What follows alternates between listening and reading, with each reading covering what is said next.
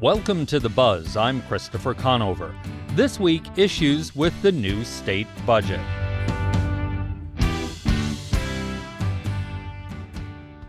The budget for Arizona's new fiscal year goes into effect on Monday. This year saw state spending shrink by more than $1 billion thanks to a deficit created by a new flat income tax rate and growing expenses related to the universal expansion of empowerment scholarship accounts, also known as school vouchers. Both changes were pushed through in the final year of Republican former Governor Doug Ducey, but were not as notable of an issue last year thanks to the use of the state's rainy day fund. The budget cuts and reallocated money have raised the ire of a number of people, affecting the funding of new roads, water infrastructure, money earmarked for the opioid crisis, and all levels of education. We start this week's show with such a person who took the matter to court. Arizona Attorney General Kris Mayes filed a temporary restraining order last week, putting a portion of the budget on hold that transferred money that the state received as part of the settlements to opioid class action lawsuits and sent it to the State Department of Corrections, Rehabilitation, and Reentry to cover its opioid treatment costs. The restraining order was dissolved on Monday. We spoke with Mayes the morning after that restraining order was removed and began our conversation looking at what that means for her efforts. Well, unfortunately, that means that the legislature and the governor can now sweep these opioid funds into the general fund and over to the Department of Corrections. And as I've said before, I believe this was a budget gimmick. This was nothing less than an effort to backfill the budget of the Department of Corrections, and I think it's wrong. We're very disappointed in the decision of the judge in the case. Obviously, we've got to abide by it, but it basically allows for them to take these precious funds that were meant to save Arizonans' lives and use it in a way that I think was inappropriate. And the big losers in all of this are the people of Arizona. I believe people will die as a result of this decision because we now have $125 million less to spend on saving Arizonans' lives and in preventing addiction and in treating those who have addiction. So it's really a sad day. I intend to watch like a hawk how the Department of Corrections uses this money. Their lawyers, the governor's lawyer and the lawyer for the legislature, told the judge yesterday that they promised to use every cent of it on opioid addiction treatment and approved purposes, and they had better live up to that. The judge did say that you could come back to court with this if there was a damage, and it sounds like that's what you're saying. You're watching to see if they violate something. Yeah, it's, we will absolutely watch this on behalf of the people of Arizona and enforce the law, enforce these agreements, which were approved by, judges, these consent decrees. The Department of Corrections will now have to report how they spent the money and how they are spending the money. And so, we intend to enforce the law. Unfortunately, though, it's, as going to be very difficult to get the money back. If they do misspend it, that's going to be an awfully difficult process. And in the meantime, we don't have the opportunity to spend that money on saving Arizonans' lives. Let's back up a minute for our listeners in case they're not fully informed about this particular money. What was the money supposed to go for based on the consent decrees, and where did those consent decrees come from? So this all dates back to the opioid epidemic and the fact that a number of pharmaceutical manufacturers and distributors were held liable for knowingly addicting Americans to opioids, misrepresenting the addictive nature of these drugs. And so Arizona, along with most other states, sued these companies those lawsuits resulted in about $1.14 billion in damages money coming to the state of Arizona.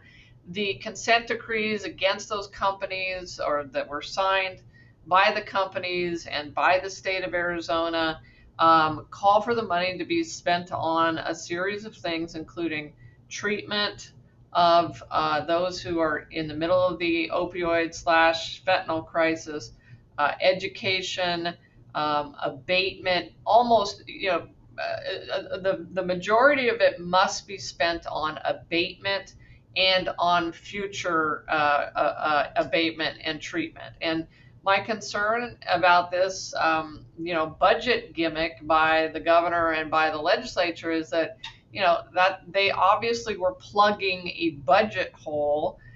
They were down at the legislature telling legislators this was a backfill of the budget. So it's very hard to imagine how they're going to demonstrate that it actually is being spent in the approved way for treatment of opioid addiction and abatement of the fentanyl crisis. This money originally that the state got, was it to be spent just by the state, or could, for example, it go to the counties or cities or towns or other municipalities?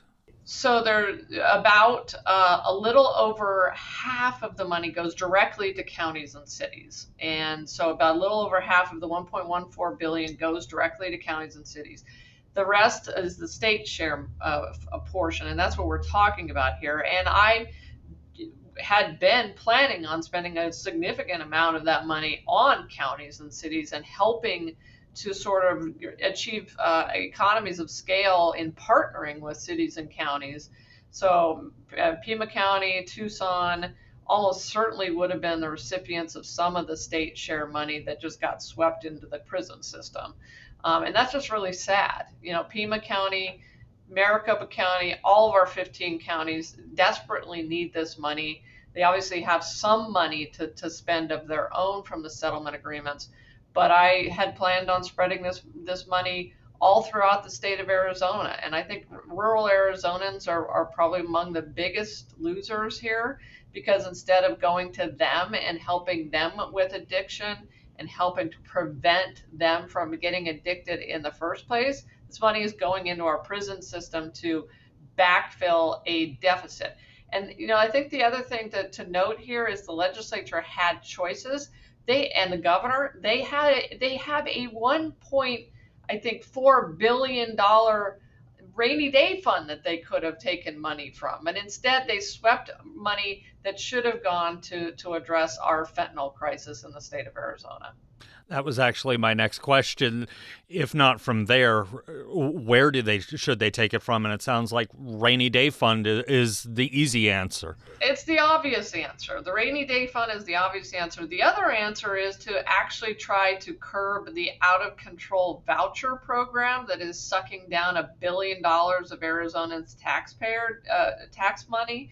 Another answer would be to try to do something about the flat tax, which is wreaking havoc with our budget. But it would seem like the governor just sort of waved the white flag on all of that, and the legislature didn't want to do any of that. So it's very disappointing for me personally to see this governor do this.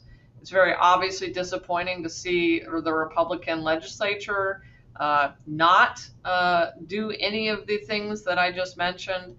They have a rainy day fund. They have an out of control voucher program. Everybody knows that. And instead they saw this pot of opioid funding and decided to do what I think was unlawful and raid that fund. When this lawsuit was first filed by you about a week ago, well, not quite a week ago, I heard some people say, wait a minute, the Attorney General's a Democrat, the Governor's a Democrat. What's going on here? This seems to have transcended party politics. Yeah, some things do transcend party politics, and it just doesn't matter that the governor is a Democrat and I'm a Democrat. It's my job to protect the people of Arizona, to tackle the fentanyl and opioid crisis, to be a good steward of these opioid settlement funds. And I believe that the governor Governor Hobbs and the legislature, the Republicans in the legislature, did something that was unlawful and that was frankly very harmful to the people of this state. And that's very disappointing, obviously, to see happen. I don't think this is this was certainly not a budget that I think any Democratic governor should have signed, but that's what happened. As we wrap this up, I have a legal question, having covered legislatures for years and years in different states. If this had continued on, if the judge had not gotten rid of the restraining order, was the budget as a whole in danger, or is there a severability clause somewhere in all of that writing that would have allowed the rest of the budget to go forward while this was litigated? Yeah, I don't think the sky was falling. I think that they would have, the budget could have gone forward. They certainly, again, if they thought the sky was falling, they could have come back into session and used the rainy day fund. All of those things would have been an option, but this could have gone on, and we were prepared to litigate this. We would like to have put on evidence demonstrating that the governor and the legislature knew and were telling people that this was just a budget backfill. We obviously aren't going to have that opportunity, but again, we'll be watching this situation, and we are prepared to defend the opioid settlement funds going forward. All right. Well, thanks for spending some time with us. Thank you. It's good to see you. Appreciate you guys. That was Arizona Attorney General Kris Mayes. We reached out to Governor Hobbs' office to ask for an interview on this and other budget issues. They declined our request. You're listening to The Buzz. After the break, issues with funding for education and water infrastructure. Stay with us. I'm Rachel Martin. You probably know how interview podcasts with famous people usually go. There's a host, a guest, and a light Q&A. But on Wildcard, we have ripped up the typical script. It's a new podcast from NPR where I invite actors, artists, and comedians to play a game using a special deck of cards to talk about some of life's biggest questions. Listen to Wildcard wherever you get your podcasts, only from NPR. Welcome back to The Buzz. I'm Christopher Conover. We're speaking with people who have spoken out against the changes made in the new state budget. Save Our Schools Arizona, a group that advocates and lobbies for the state's public school system, gave a harsh reaction when the budget was announced, calling it, quote, a slap in the face. While K-12 school budgets went nearly untouched, the group was not pleased with the small changes that were made to the Empowerment Scholarship Account program. We spoke with the group's director, Beth Lewis, about that statement.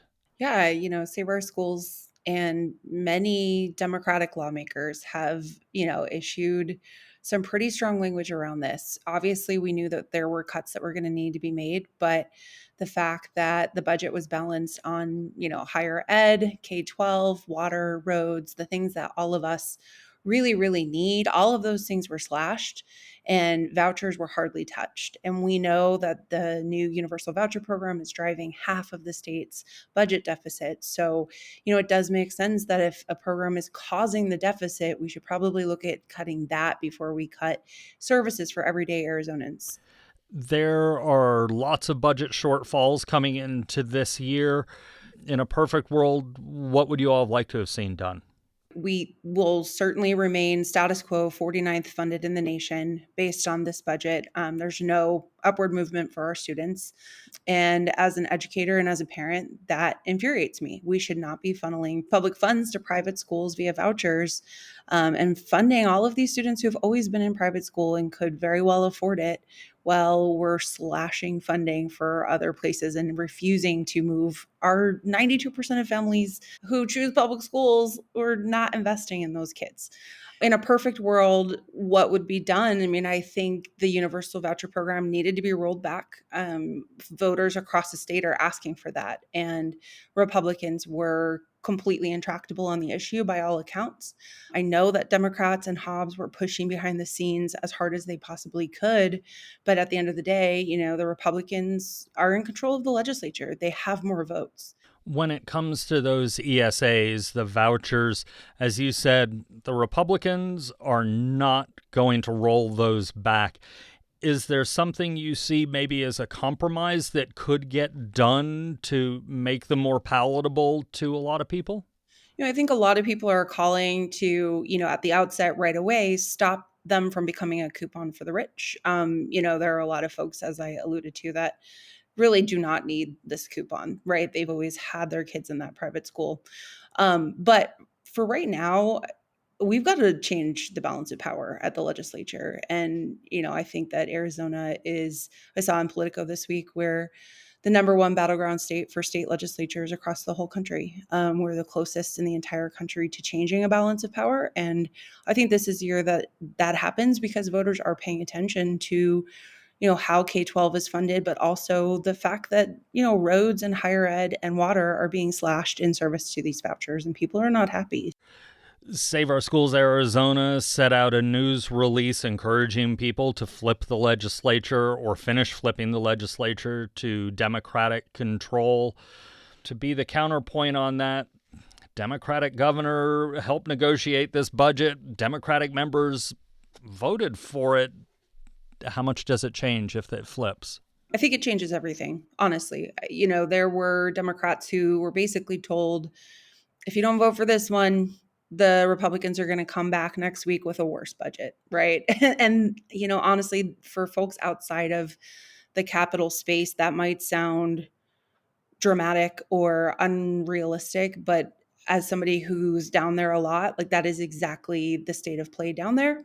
And this isn't about Democrats or Republicans. It's really not. It's just who is running for these seats at this point. The people who support public schools and, good oversight of public dollars happen to be in the Democratic Party. And, that I'm an independent. It doesn't really matter at the end of the day. It's about your values. And, I think Arizona values public schools. So that is the path forward right now. And I do think that a Democrat-run legislature would roll back vouchers in ways that are smart for taxpayers, smart for students, right, and would have good safety and academic oversight, certainly.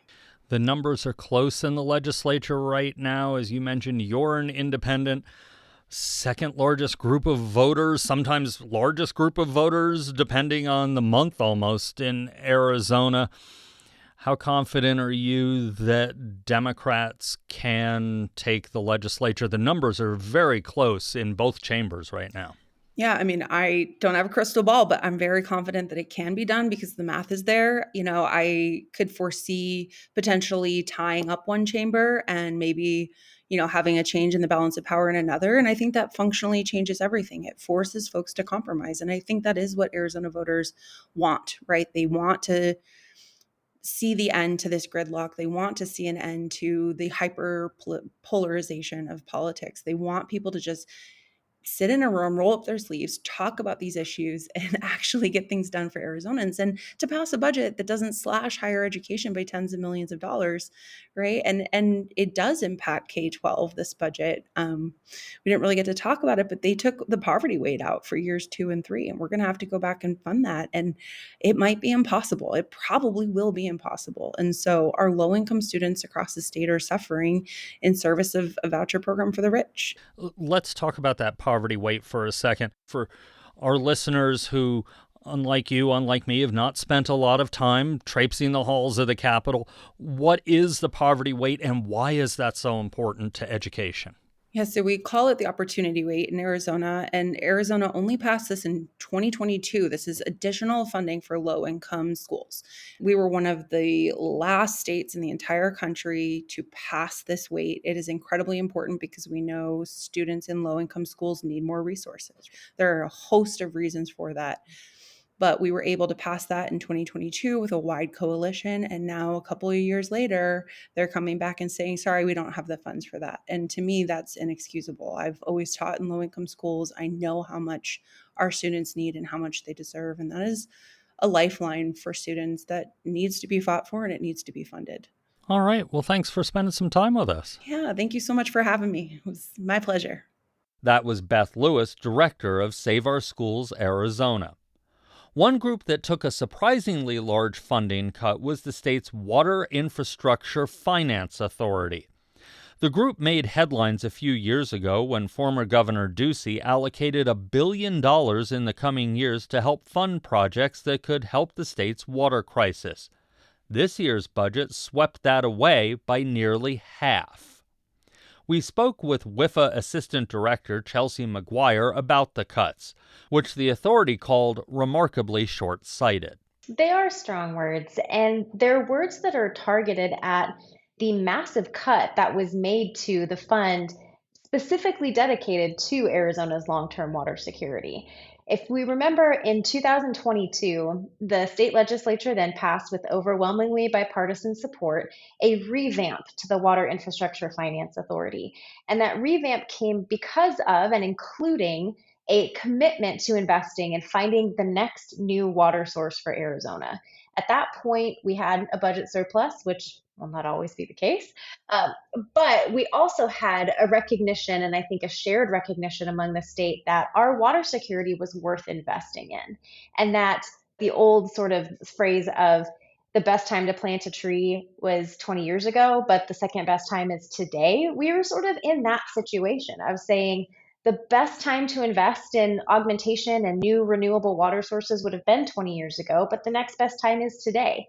Let's do what we can do with the resources that we have to say, how are we going to go out and secure a new water source for Arizona so that Arizona can continue to be the growing community that it wants to be, so that agriculture can continue to thrive, so that business and industry continue to say, Arizona is where we want to land. That's why that investment was made in the first place.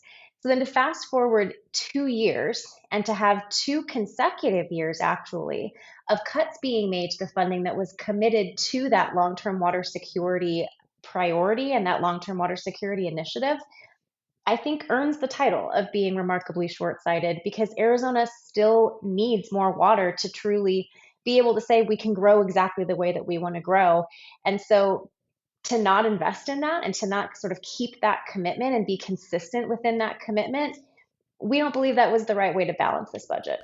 So with especially the cut into this coming fiscal year, which starts in just a few days, what's left? What can you all do without that promised money? So I guess that's sort of the good news as we're talking about this, is that, and this is something that's been brought up by multiple lawmakers who made some of these decisions. There is still about $443 million in the long-term water augmentation fund. So a lot of our policymakers were able to look at that and say, they've got money, they'll be fine. Objectively, we do have resources, and WIFA is set up, and the process that we've created to go out and solicit these long-term projects was set up and was developed understanding that there was uncertainty over how much money we would have to commit to that process. This will still allow us, and we will still be able to take that process forward and go out to the market with a straight face and say, come and partner with WIFA. We're serious, we're doing this the right way. It never was about a magic number, right? It wasn't that we would have said, oh, if we have $750 million, that's okay, that was fine. Or if we have X number of dollars. It really is about that trend. It's about the fact that it's now been 2 years in a row that the state has looked to this long-term water augmentation fund to, in 2023, fund some other water projects that objectively not bad water projects, but were not meant to contribute to that long-term new water source. And then in 2024, cutting that to balance the budget and to make those conversations a little bit easier. It's that trend that's going to be really hard for us to go out to the market with a straight face and say, the state of Arizona remains committed to this project. The state of Arizona remains committed to bringing in this new water source. Yeah, that's actually was going to be my next question when you were talking about going out to the market with a straight face and saying, oh, no, we're still committed. But now we have a 2-year trend. 1 year is an anomaly, or just 1 year. 2 years begins to show a trend of cuts to WIFA. Are you hearing anything from some of your outside partners saying, maybe you guys aren't as serious as we thought? I would say we're hearing a lot of questions. They're less statements, but they are questions about, okay, what are your next steps as WIFA? And that's why the resolution that our board passed yesterday was very clear that we are looking for a path forward with our policymakers in Arizona. We do have an open door for them to come in and talk with us so that all of us can get on the same page and make a public statement about Arizona's commitment to its future water security. The market doesn't really want to hear that from WIFA. We'll say it, and we've been saying it for quite some time, but they want to hear that as well from policymakers. And they want to hear, we are committed to this, we just don't have the resources yet, but here's the path forward to obtaining those resources, or here's what we'd like to see from WIFA before they come back to us for those resources. Or here's some additional tools, statutory authorities, flexibility, and financial tools that we're going to give to WIFA to make them better able to use the resources that they do have. I think there are multiple pathways here that don't necessarily involve additional financial resources, but will still send a clear signal from our state policymakers and leadership to say, we believe that this is important. And to be honest, I think they do. Not surprisingly, a lot of people are upset with the current budget because there were a lot of cuts in it. And of course, my project is the most important project, most important part of the budget. That's natural. We're human. Absolutely. We all think that way. Yep. But if you were governor for a day, queen for a day, whatever you want to call it, how do we balance the budget? If not WIFA, then where do cuts need to come from? Yeah, that's the trick question, right? Or the key question. And I'm really glad that I'm not queen for a day. But what I would say then is that it again goes back to that it was never a magic number for WIFA, and it was never here's the tipping point of where we would be okay with cuts versus not okay with cuts. It really is, how do we, even in light of having to make these really difficult budget choices, continue to say, even if it's not support with dollars, here is support with other tools, with other ways, with other words, that we can remain consistent in our messaging about long-term water security. All right. Well, thanks for spending some time with us. Happy to do so. Thanks for having me. That was Chelsea McGuire of the Arizona Water Infrastructure Finance Authority. And that's the buzz for this week.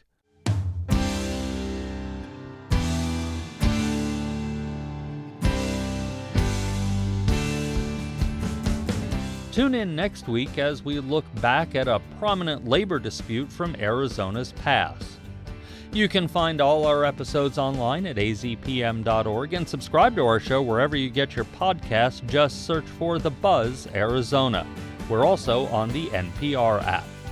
Zach Ziegler is our producer with production help from Desiree Tucker. Our music is by Enter the Haggis. I'm Christopher Conover. Thanks for listening.